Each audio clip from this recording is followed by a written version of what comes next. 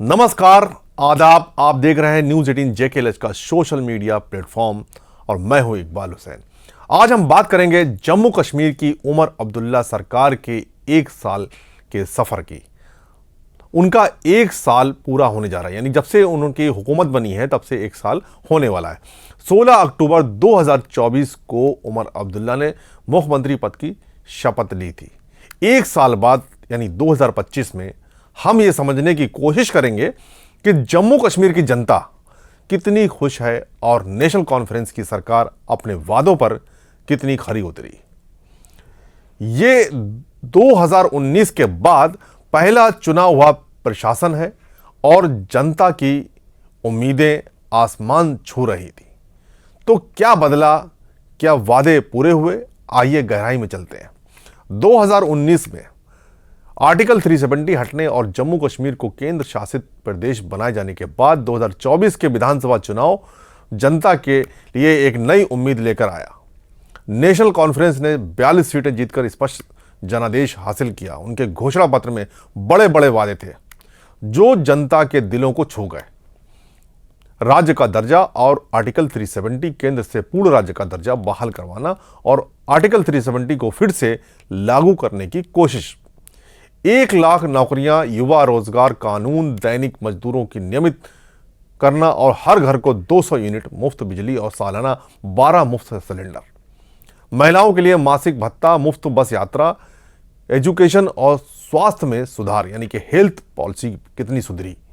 Public safety act PSA हटाना, किसान credit card, loan माफी, आरक्षण में संतुलन और पर्यटन बुनियादी ढांचे यानी टूरिज्म के बुनियादी ढांचे को कितना मजबूत किया गया है, कितना विकास हुआ।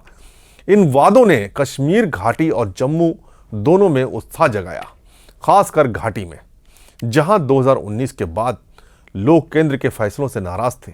NC की जीत को लोकतंत्र की वापसी माना गया। लेकिन एक सवाल था, क्या केंद्र शासित प्रदेश की सीमित शक्तियों के साथ उमर ये वादे पूरे कर पाएंगे? तो चलिए जानते हैं इस 1 साल में उमर सरकार ने क्या हासिल किया। कुछ सकारात्मक यानी पॉजिटिव कदम जरूर उठाए गए हैं जिन्हें जनता ने सराहा भी है।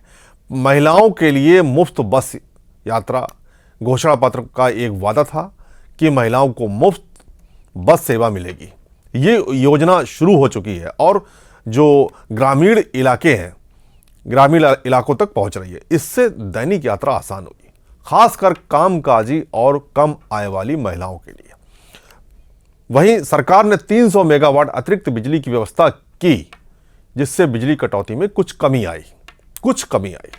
2025-26 के बजट में 1.12 लाख करोड़ का प्रावधान किया गया, जिसमें सड़क, बिजली और टूरिज्म पर ध्यान दिया गया। जम्मू क्षेत्र को प्रतिनिधित्व देने के लिए डिप्टी CM और कई मंत्री जम्मू से बनाए गए। ये 1983 के बाद पहली बार था जब जम्मू के लोग NC से जुड़ाव महसूस करने लगे। कुछ लोगों ने कहा, अब सरकार शब्द अपमानजनक नहीं लगता। हाल के पहलगाम हमले जैसे मामलों में सरकार ने विधानसभा में प्रस्ताव पारित कर जनता को आतंकवाद के खिलाफ एकजुट करने की कोशिश की। केंद्र के प्रोजेक्ट जैसे सोनमर्ग टनल के उद्घाटन में उमर ने PM मोदी की तारीफ की, जिससे पर्यटन को बढ़ावा मिला। ये कदम दिखाते हैं कि सरकार ने कुछ कोशिशें की हैं। जनसंपर्क कार्यालय सविता खोला गया ताकि लोग सीधे अपनी शिकायतें दर्ज कर सकें। लेकिन क्या यह काफी है? आइए अब दूसरा पक्ष देखते हैं। सकारात्मक कदमों के बावजूद जम्मू कश्मीर की जनता में असंतोष ज्यादा दिख रहा है। सोशल मीडिया और स्थानीय रिपोर्ट्स में लोग खुलकर अपनी नाराजगी जता रहे हैं। 1 लाख नौकरियों का वादा था, लेकिन केवल 575 लेक्चरर पद स्वीकृत हुए। युवा रोजगार कानून, दैनिक मजदूरों का नियतीकरण सब अधर में है। युवा परीक्षा घोटालों और आरक्षण बदलावों से परेशान है। मुफ्त 200 यूनिट बिजली का वादा पूरा नहीं हुआ। बिजली के बिल ऊंचे और कटौती बरकरार, यानी कि बिजली व्यवस्था में भी कोई सुधार देखने को नहीं मिला। इस पूरे लगभग करीब 1 साल होने जा रहा है। सड़कें संकुचित, बाढ़ में राहत की कमी, अस्पताल और स्कूलों में स्टाफ की कमी है।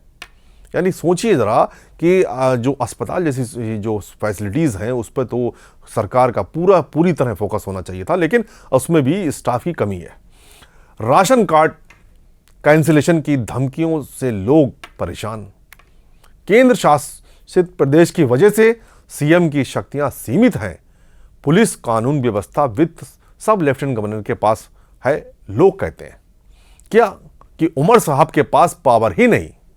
कश्मीर घाटी में लोग कहते हैं कि हमने उम्मीद से वोट दिया लेकिन बदला कुछ नहीं। जम्मू में भी विकास की गति धीमी। सोशल मीडिया पर शिकायतें हैं कि मंत्री प्रोटोकॉल का लुत्फ ले रहे हैं जबकि जनता तरस रही है। खासकर बाढ़ जैसी आपदाओं में उमर अब्दुल्ला दिल्ली में थे, जिसे जनता ने गलत लिया। वहीं अगर अब हम बात विपक्ष की करें तो पीडीपी यानी पीपुल डेमोक्रेटिक पार्टी की अगर बात करें तो उन्होंने भी इस पर तंज कसा कि वादों से पलट गए। अब सवाल यह है कि वादों का क्या हुआ। केंद्र ने वादा किया था कि जल्द राज्य दर्जा बहाल होगा। सुप्रीम कोर्ट ने भी आदेश दिया लेकिन 2025 तक देरी। उमर ने संसद और सभाओं में केंद्र पर दबाव डाला लेकिन बीजेपी की हार के बाद प्रक्रिया रुकी। यह केंद्र का मामला है और एनसी की कोशिशें नाकाफी। जनता को लगता है यह जुमला था। मुफ्त बस सेवा छोड़कर बाकी 200 यूनिट बिजली, 12 गैस सिलेंडर, लोन माफी कुछ नहीं हुआ। यानी कि सरकार ने किया तो क्या किया।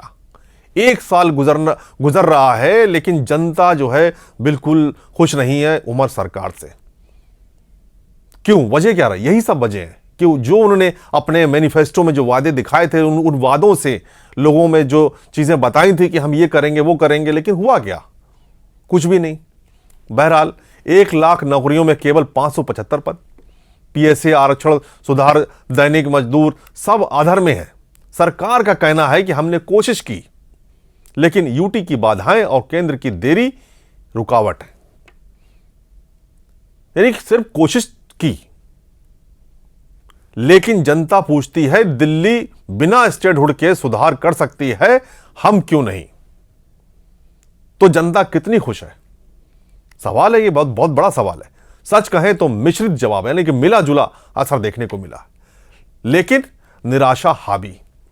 बेरोजगारी, महंगे बिल, खराब सड़कें और वादों का अधूरापन। हालांकि कई मामलों में लगातार मैंने देखा कि उमर अब्दुल्ला केंद्र पर सीधा ठीकरा फोड़ते रहे और केंद्र पर ही सड़कों की सुधार की बात हो या सड़कों में पैचवर्क की बात हो, वो सीधा केंद्र को ही अटैक करते रहे।